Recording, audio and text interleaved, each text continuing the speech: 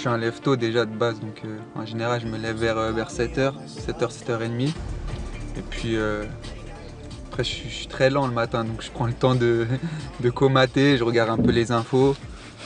Puis je prends ma douche et en général je pars vers 8h30 pour 9h selon la circulation. J'ai toujours habité en ville, j'ai besoin d'être proche d'un peu tout. Puis j'aime pas être éloigné. Je suis pas très campagne, on va dire. Comme je te dis, quand je me lève tôt, j'ai le temps d'immerger, tu vois. Si je me serais levé à 8h15, à 8h30, je te vois, je serais pas de la même humeur. Mais comme je me lève tôt, j'ai le temps de prendre mon temps voilà, de bien préparer ma journée. Mais avant, quand j'étais plus jeune, j'étais dernière minute. Et j'ai vu que ça influençait mon comportement. Et avec le temps, j'ai appris à me coucher plus tôt, à me lever plus tôt, à me coucher tard et me lever au dernier moment. Bien sûr, c'est important l'hygiène de vie, c'est important le sommeil. On a dû trouver notre rythme. Ça m'a permis de stabiliser mon sommeil aussi. Donc voilà, c'est surtout ça qui a fait la différence, c'est que j'ai stabilisé mon sommeil.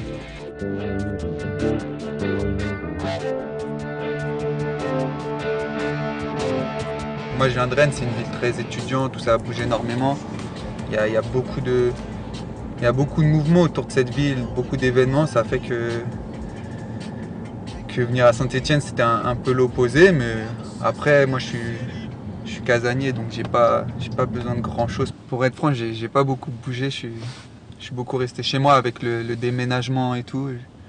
On va dire, le seul magasin, c'est Ikea au final que je connais, Ikea et But. Mais j'ai découvert il n'y a pas longtemps un restaurant avec les mecs de l'équipe. On avait fait un petit resto ensemble, ça m'a permis de découvrir. Mais après, comme je te dis, je suis vraiment casanier. J'ai la chance d'avoir un appartement qui me plaît, donc je suis bien chez moi. Donc au final, je sors très peu. Mais Saint-Étienne, ouais, j'ai pas encore eu le temps de vraiment découvrir.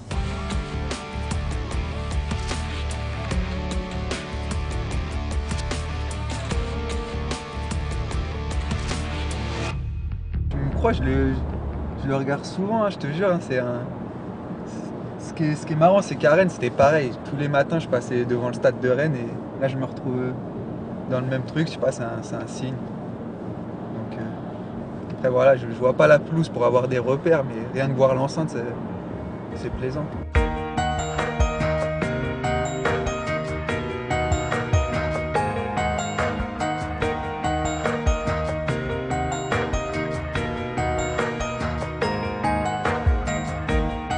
Ouais, après, ouais, il y a un peu de fierté. Après, c'est sûr que, je sais pas, c'est comme je te dis, c'est un repère.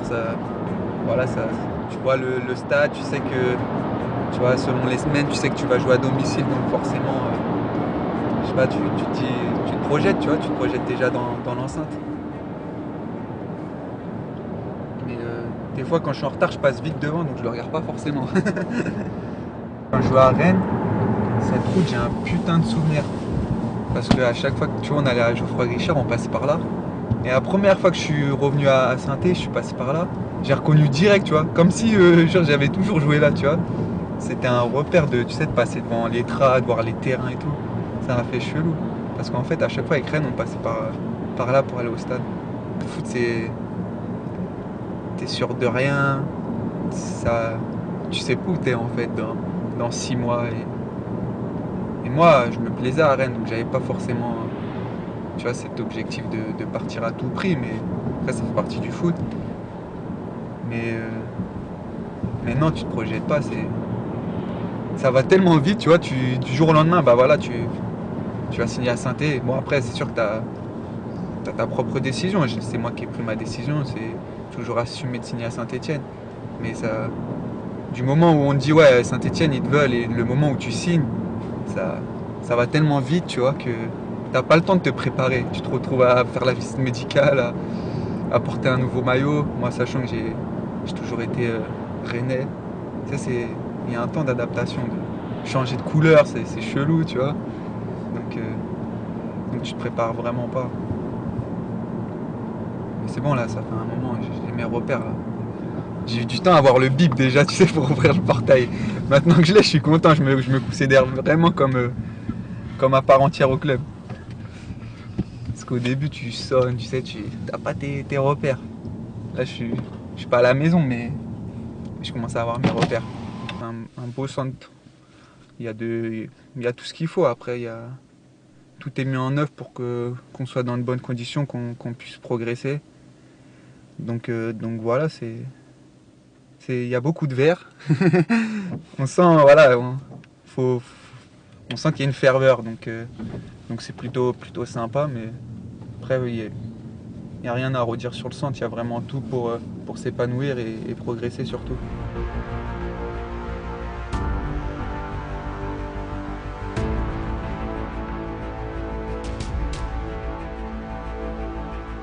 J'ai commencé dans mon quartier, en région parisienne, avec mes potes. Après, j'ai 2 grands frères qui ont joué au foot. Donc à partir de là, ils m'ont mis dans le bain. Et puis voilà, après ça s'est enchaîné. Toujours joué dans une division basse en région parisienne. Et je fais une année de nationaux où tu arrives un peu dans l'élite, tu vois, tu te déplaces. J'étais dans la poule du Nord, je me jouais contre Lille, Lens. Et à partir de là, on va dire que tout s'est enclenché. C'est là où je me suis fait repérer par Rennes. Et plein d'événements ont fait que maintenant je suis à Saint-Étienne. Je suis juste content, c'est d'être à côté de papy dans le vestiaire. Je retrouve un breton. Franchement, non, j'ai pas. Même quand on m'a dit ouais, t'as signé à Saint-Étienne, est-ce que tu t'es informé auprès de tes anciens coéquipiers et tout? Non, c'est une décision personnelle. Je voulais pas vraiment me faire influencer par qui que ce soit, donc je suis content de les retrouver parce que l'intégration elle est plus facile, mais après en soi, voilà quoi, on se fait vite d'autres amis aussi, donc il n'y a pas de souci avec ça. Ouais, j'ai un parcours atypique, j'ai jamais voulu être footballeur. J'avais mon grand frère qui a fait le centre de formation de Niort et qui est pas passé pro, qui a eu ses déceptions. Ça m'a donné encore moins envie de me mettre dans ce milieu-là. Et du coup, ouais, j'ai joué pour le plaisir avec mes potes et partager du temps avec eux et sans chercher à être professionnel. Juste passer du temps avec mes potes et voilà, c'est tout. J'avais pas cet objectif en tête depuis tout jeune à me dire je veux être professionnel, à être à fond dans le foot, à regarder tous les matchs de foot. J'étais très déconnecté de tout ça en fait. Et le sport, ça a rythmé la vie de mes parents aussi, d'aller à droite à gauche sur les terrains. J'ai eu la chance, c'est que j'ai eu mon père qui a été très disponible, qui a pu m'emmener sur les terrains, qui a pu me permettre aussi de ne pas jouer dans ma ville, mais d'être exporté dans un club mieux encadré, avec l'opportunité de se montrer plus.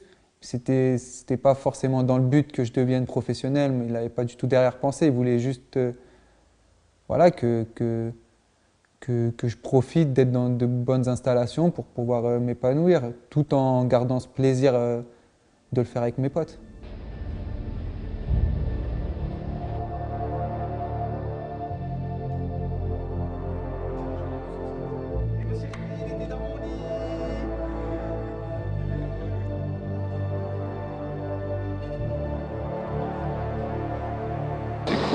Ça permet tu vois, qu'on mange sainement. Pas qu'on passe par la boulangerie ou je sais quoi. Hein. Moi, franchement, je te cache pas, j'étais comme ça. Pendant l'entraînement, je passais à la boulangerie, je prenais. Après, ils l'ont instauré. Ouais. On faisait ça, on était obligatoire de manger le matin et le midi. C'était pas obligatoire, mais c'était conseillé.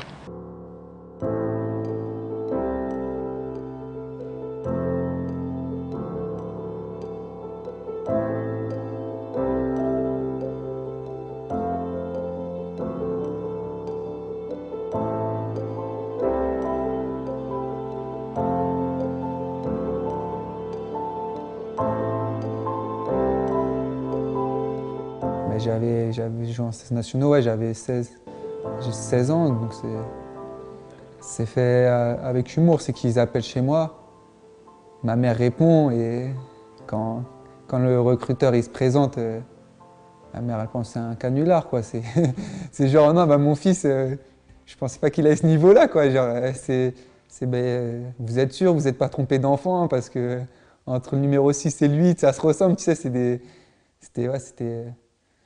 c'était assez marrant. C'est que mon recruteur, il a dû se déplacer chez moi et prouver qu'il était vraiment recruteur de Rennes pour que ma mère a dit, bon, bah ouais, pourquoi pas. Mais c'est toujours difficile, c'est quand on fait toute notre jeunesse avec nos parents et du jour au lendemain, sentir privé de son enfant, ça a été compliqué pour ma mère. Donc